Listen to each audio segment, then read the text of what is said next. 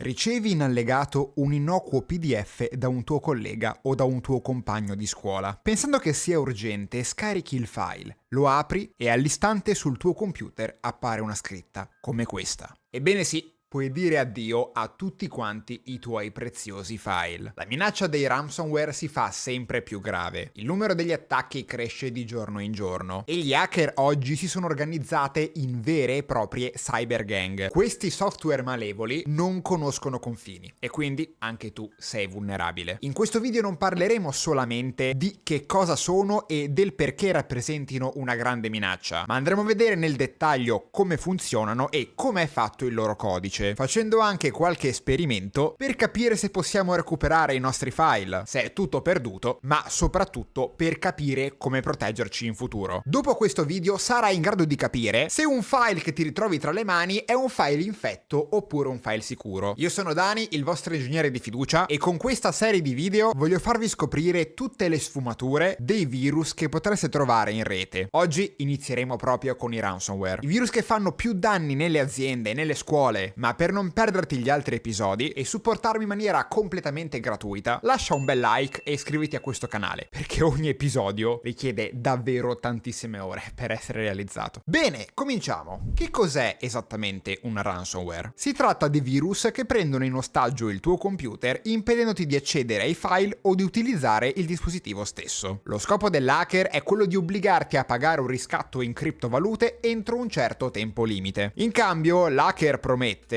senza garanzie ovviamente, di inviarti un codice con la quale potrai recuperare tutti quanti i tuoi file. Un codice che in realtà in termini tecnici viene spesso chiamato una chiave di decrittazione. E mi raccomando, ricordatelo, perché parleremo molto spesso di chiavi più avanti, soprattutto nel nostro esperimento. Se mai i tuoi file dovessero cadere vittima di questi attacchi, provare a decifrarli manualmente è praticamente impossibile. Avete già capito che per decifrare questi file serve un dato codice. E provare tutte le combinazioni una dopo l'altra richiederebbe mesi, se non addirittura anni. E magari sul tuo computer cifrato hai proprio quel prezioso documento che ti serve per la riunione di domani pomeriggio, oppure il biglietto del concerto del tuo artista preferito che si tiene il prossimo weekend. Dovete sapere, ragazzi, che esistono due differenti categorie di ransomware. La prima è rappresentata dai crypto ransomware, che vanno a criptare tutti quanti i file presenti sul vostro computer, rendendoli illeggibili e dunque inutilizzabili. La seconda è quella dei locker ransomware, in cui è lo schermo stesso del vostro computer a venire completamente bloccato. Il malware lascerà al povero utente solamente l'utilizzo della tastiera e del mouse, con l'unico scopo di pagare il riscatto. Ma a proposito di sicurezza, sei stanco di sentirti come un vero detective informatico quando ti colleghi ad una rete pubblica? Stai cercando un modo di proteggere la tua identità online o per accedere a tutti i chatbot o servizi ancora non disponibili in Italia?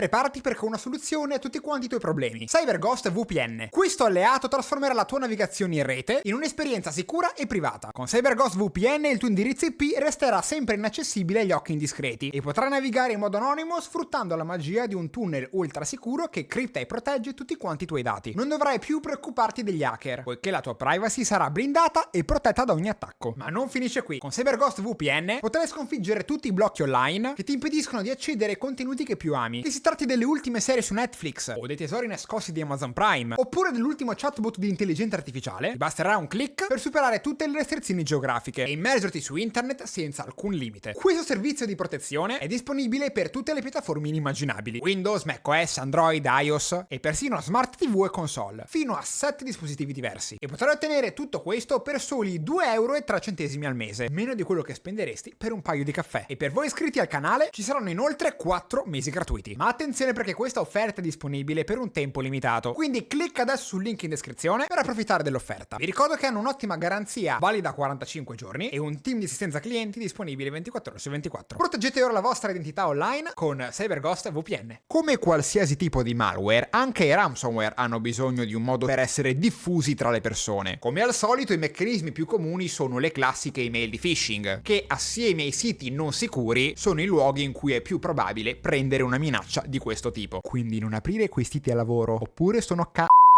Ma quindi, se siamo delle persone attente e facciamo attenzione a non cliccare mai da nessuna parte, o addirittura non installiamo mai nessun tipo di software sospetto, siamo tutti al sicuro, giusto? giusto? Per rispondere a questa domanda ci può essere molto utile guardare qualche famoso esempio del passato, per capire a che cosa fare attenzione, ma soprattutto per prevedere come questi oggetti potrebbero evolversi in futuro. Il primo ransomware entrato nella storia è l'ADS Trojan PC Cyborg. Era il 1989 quando migliaia di floppy disk intitolati Informazioni sull'ADS, disco introduttivo, contenenti ciascuno un differente Trojan, furono distribuiti durante una conferenza mondiale proprio sull'ADS. Una volta infettato il sistema, il virus non agiva subito. Avrebbe aspettato addirittura l'avvio del computer per ben 90 volte prima di avviare il suo attacco. Fortunatamente il metodo di cifratura non era poi così complesso. E fate attenzione perché questo metodo di cifratura, solitamente chiamato in gergo tecnico funzione di cifratura, ci servirà anche dopo. E quindi proprio a causa di questa poca complessità venne rilasciato un tool molto in fretta con cui era possibile decifrare tutti i file. Fu il 2013 ad aprire una nuova era di attacchi ransomware, con la diffusione del famosissimo virus CryptoLocker. Si stima che questo malware riuscì ad estorcere più di $3 milioni dalle sue vittime, e da allora i ransomware che si sono susseguiti sono stati numerosissimi. Abbiamo per esempio il Caller A, un ransomware che colpiva i visitatori di siti web vietati ai minori di 18 anni. Pensate che il ransomware faceva apparire sul desktop un finto messaggio delle autorità per del materiale illegale contenuto nel dispositivo, cosa che oltretutto viene ripresa proprio oggi da diversi messaggi che ci vengono recapitati ogni giorno sulla nostra email. Se non vuoi rischiare di essere arrestato, bisogna pagare la multa richiesta. Cioè, vi immaginate voi un poliziotto che ti chiede di pagare una multa tramite email? Quindi se vi arriva questa roba, ragazzi, è falsa, non cascateci. Una schermata simile era sfruttata anche dal virus Virlock, che aveva però una particolarità: non solo cifrava tutti quanti i tuoi file, ma aggiungeva alla fine di essi un po' di codice malevolo che li trasformava in altre copie zombie. Quindi in pochi minuti non solo il tuo computer veniva completamente infettato, ma ogni file infetto diventava a sua volta un vettore di trasmissione di questo virus. Ricordiamolo, i virus magari non si attivavano subito, magari lo passi a qualche tuo amico e dopo 90 giorni vi trovate entrambi con il computer criptato. Non è proprio una bella situazione, vero? E quindi Dani, ci stai dicendo che tutti quanti i nostri file potrebbero essere dei virus, che non esiste un modo per capire effettivamente se possiamo essere infettati da una cosa oppure no? Tranquilli, ci penso io, perché oltre all'aiuto del nostro prezioso antivirus, vi mostro adesso un sito per verificare la veridicità e quindi la sicurezza di ciascuno dei file che vi sembrano un po' sospetti e che magari avete scaricato. Siete pronti? Andiamo! Per verificare se un file in tuo possesso che sembra essere sospetto è un virus oppure no, ti basta andare su Google. Digitiamo VirusTotal e premiamo invio. Questo tool è veramente potentissimo e vi consente di analizzare tutti quanti i vostri file con centinaia di antivirus diversi. Ad esempio, se prendiamo una semplice immagine e la carichiamo, partirà un'analisi completamente gratuita di quello che è il vostro file sospetto. Come notate, qui compaiono tutta una serie di antivirus che hanno analizzato il file appena inserito. Direi che su 60 antivirus non ci sono problemi con questo file. Ma se andiamo a trasferire un file preso direttamente dalle vostre email della Virus Saga, la nostra serie dove andiamo ad analizzare gli effetti dei malware sui nostri computer, e che ti invito a recuperare perché è davvero divertentissima, trascinando una cosa del genere, notate che qualche antivirus ha appena rilevato questa minaccia. E attenzione ragazzi, perché come notate non tutti gli antivirus riescono a scoprire delle nuove minacce, quindi mi raccomando, occhio a quello che maneggiate e sfruttate questi tool gratuiti. Continuiamo la carrellata dei nostri malware con Petya, un ransomware famosissimo che dal 2016 iniziò il suo attacco verso i dispositivi Windows, cifrando non solo i file dell'utente, ma anche quelli del sistema, impedendo così l'avvio del computer. Questo ransomware era davvero pura distruzione. Nel 2017, ragazzi, il mondo informatico è stato completamente devastato dall'arrivo di WannaCry, uno dei ransomware più famosi e dannosi della storia. Questo malware colpì aeroporti, scuole, aziende, ospedali, con danni calcolati a più di $4 miliardi. WannaCry sfruttava per la prima volta una vulnerabilità di Windows, che permetteva al malware di propagarsi da dispositivo in dispositivo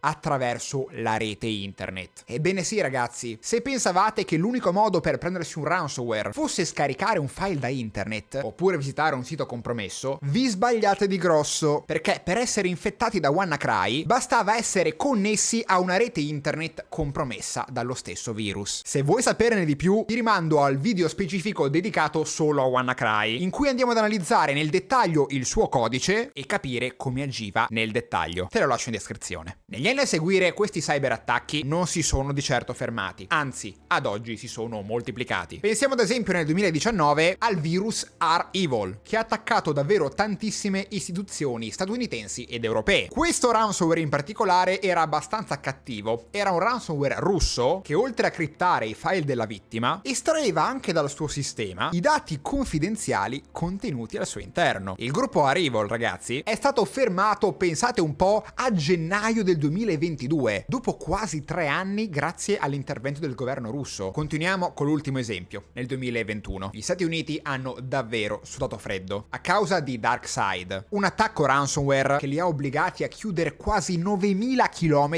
di oleodotto per impedire a questa minaccia di diffondersi. E pensate un po', ragazzi, gli Stati Uniti in questo caso hanno pagato 4,4 milioni di dollari per cercare di recuperare tutto, e ci sono voluti davvero giorni prima che tutto tornasse alla normalità. Ovviamente anche l'Italia non è immune da questi tipi di attacchi, e poco più di un mese fa abbiamo avuto la notizia di un hacker che ha attaccato alcuni ambulatori, tra cui l'ospedale di San Giuseppe di Milano. Questo ransomware ha bloccato tutte le prenotazioni, l'accettazione delle ambulanze e moltissime delle attrezzature mediche, causando ritardi e problemi nelle diagnosi e nel trattamento dei pazienti. Questo non è di certo il primo degli attacchi effettuati ai danni del sistema sanitario italiano, a testimonianza delle gravi lacune in materia di sicurezza informatica del nostro paese. Ad oggi i ransomware rappresentano un'attività molto lucrativa per i cybercriminali, tanto che si è venuto a creare un vero e proprio modello di business intorno ad essi, conosciuto come Ransomware as a Service, o anche RAS. In pratica alcuni sviluppatori si mettono al servizio dei cybercriminali, offrendo anche a chi non ha le capacità tecniche per creare un ransomware la possibilità di portare avanti un attacco informatico. Nessuno è sicuro, ragazzi. Aziende, privati, istituzioni. Questi hacker non agiscono di certo a caso. Mentre lo sviluppatore si occupa della messa a punto del codice, che come vedrete tra qualche momento è la parte meno complessa, coloro che poi si occuperanno di diffonderlo si preparano mediante tecniche di ingegneria sociale e studiano attentamente le proprie vittime per scoprire vulnerabilità e trovare la via per trarre il più profitto possibile. Questa collaborazione ha portato alla formazione di sempre più gang dedite a questa forma di criminalità. Le statistiche infatti parlano di un numero di casi più che raddoppiato, con un trend ancora in crescita al giorno d'oggi. Perfetto, ragazzi, è tempo di fare qualche esperimento. Ci tengo come sempre a precisare che tutto ciò che vedrete tra qualche istante è fatto solamente ai fini educativi e dimostrativi. Il mio unico obiettivo è quello di fare formazione in Italia ai ragazzi e alle aziende per far comprendere alle persone i meccanismi che stanno dietro a queste pericolose minacce. Utilizzeremo del codice veramente di base, lo stesso codice che trovereste in qualsiasi libro di sicurezza informatica, quindi nulla di che. Quindi mi raccomando, non fate mai del male a nessuno. Ricordate, ragazzi, che la sicurezza informatica va sempre intesa come un qualcosa di difensivo, per proteggere e preservare, mai per attaccare e distruggere. Detto questo, diamo un'occhiata al codice. Come notate, davanti a noi è presente un file chiamato iscriviti.png, che oltre a ricordarti di iscriverti al canale, perché questi contenuti non ve li porta nessuno in Italia, dobbiamo prenderlo un po' come il nostro protagonista che potrebbe rappresentare un documento per noi molto importante. Ora mettiamoci nei panni di un utente che sta navigando su internet e riceve magari una mail da parte di qualche conoscente che lo invita a scaricare un file. Il file scaricato non si chiamerà ovviamente cifra.py,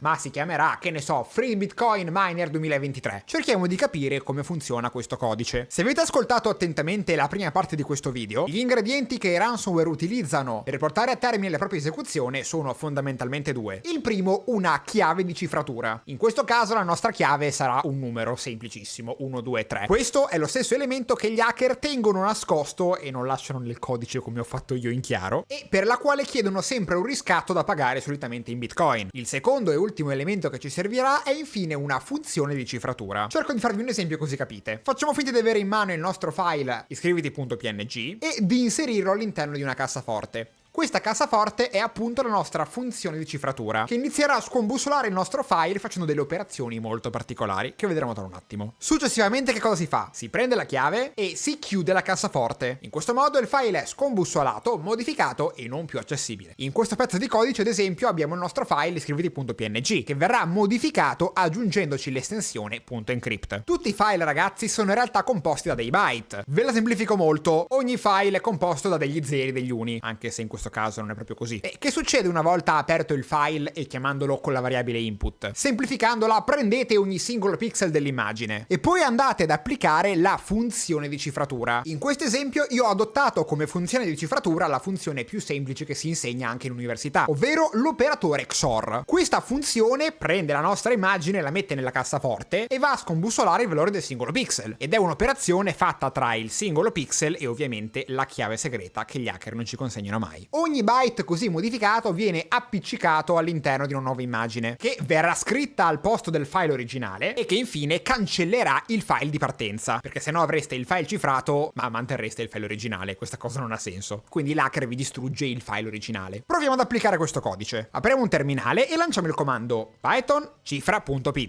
Prendiamo invio e guardate che succede alla nostra immagine iscriviti.png. Come notate, al suo posto è comparso questo file. Abbiamo appena perso il nostro documento molto importante. Ovviamente il codice di un ransomware reale non si limita a colpire un singolo file, ma va in giro all'interno del vostro sistema a cifrare tutti i file presenti sul vostro disco. Io ovviamente vi ho fatto un esempio semplice per farvi capire come funziona. E come notate, ragazzi, questo file non è apribile, ma se proviamo a visualizzarne il contenuto, direi che non comprendiamo assolutamente quello che c'è al suo interno. Quello che ci serve in questi casi è una funzione di decifratura. Andiamo a vedere insieme come funziona. Quello che ci serve per recuperare un file cifrato da un ransomware è innanzitutto la chiave, perché senza di quella non si fa nulla. Ma dobbiamo anche essere a conoscenza della funzione di cifratura applicata al nostro file. Ed è per questo che non è possibile per tutti quanti recuperare i file che vengono criptati dai ransomware, perché sia la chiave che la funzione sono sconosciuti per l'utente. Alcuni ricercatori riescono ad aprire il codice del malware e capire dal file eseguibile qual è la funzione applicata di cifratura, ma senza la chiave, ragazzi, ci manca un elemento fondamentale per recuperare il nostro file. Nel nostro caso noi siamo fortunati perché l'abbiamo scritta noi questa roba, quindi conosciamo sia la chiave che la nostra funzione. Quindi apriamo il nostro file iscriviti.png, questa volta .encrypt, andiamo a recuperare ciascuno dei singoli byte, dei singoli pixel del nostro file e andiamo ad applicare la stessa funzione, ragazzi. Qui ci sarebbe tutta quanta una teoria dietro le funzioni che in realtà possono essere non invertenti e quindi che non vi consentono di tornare indietro una volta applicate se non in presenza di particolari condizioni. Non vi annoio, quindi prendiamo i byte e li appiccichiamo alla nostra immagine che si sta ricomponendo pixel dopo pixel. A questo punto modifichiamo il file togliendogli l'estensione .encrypt, quindi la cancelliamo e andiamo a ricreare il nostro file originale, cancellando ovviamente quello cifrato perché non ci interessa più. Andiamo a provare questo codice, python decifra.py, premiamo invio. E come notate è ritornata la nostra immagine, che adesso può essere tranquillamente aperta. In alcuni casi la funzione di cifratura è conosciuta e delle persone davvero disperate cercano di applicare randomicamente tutte le possibili combinazioni di chiave nella speranza di recuperare i propri file. Però queste operazioni, ragazzi, richiedono tantissimo tempo. Mettiamoci ad esempio nel caso di una persona che ha subito un attacco ransomware nella propria azienda. Magari chiede a un esperto di analizzare il codice e quindi questa persona si mette a cercare di capire tutte le possibili chiavi che potrebbero aprire la cassaforte. Prova con 1, prova con 2, prova con 3. Gli hacker, ragazzi, la chiave la fanno così.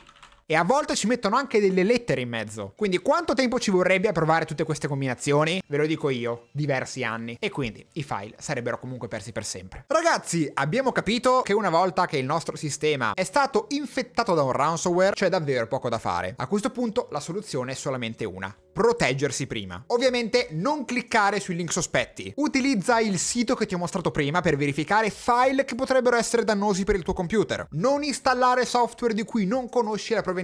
Tutti dei bellissimi consigli, ma come abbiamo visto, questo non è sufficiente. La cosa fondamentale è tenere i nostri dispositivi costantemente aggiornati, perché le ultime patch di sicurezza vanno sempre a correggere le vulnerabilità che vengono di volta in volta trovate ogni giorno, impedendo ai cybercriminali di approfittarne. Ma soprattutto soprattutto ragazzi, cercate di utilizzare un sistema in cloud o quantomeno di fare un backup costantemente ai vostri file. Vi ricordo che avete la possibilità di impostare dei punti di ripristino a cadenza costante nel tempo, in maniera tale da utilizzare questa funzione per tornare ad un momento precedente in cui il vostro sistema non era infetto. E attenzione, ricordate che alcuni di questi ransomware non si attivano subito, ma aspettano diversi giorni o settimane prima di far partire il loro attacco. Quindi se riuscite a tornare ad una versione precedente, ricordatevi sempre di rimuovere anche il malware, altrimenti esso cifrerà nuovamente tutti quanti i vostri file. E voi? Sareste pronti ad affrontare un possibile ransomware? Vi è mai capitato di perdere tutti quanti i vostri file? E soprattutto, che cosa fate per tenere protetti i vostri dispositivi? Mi raccomando, lascia un bel like e iscriviti a questo canale se vuoi vedere altri documentari con esperimenti come questo in futuro. Abbiamo tanti virus da analizzare e c'è sicuramente tantissimo da scoprire. Da Dani qui è tutto, vi ricordo il link in descrizione con lo sconto riservato a voi iscritti del canale. Ti porterei a casa una VPN per soli 2,03 € al mese. A presto!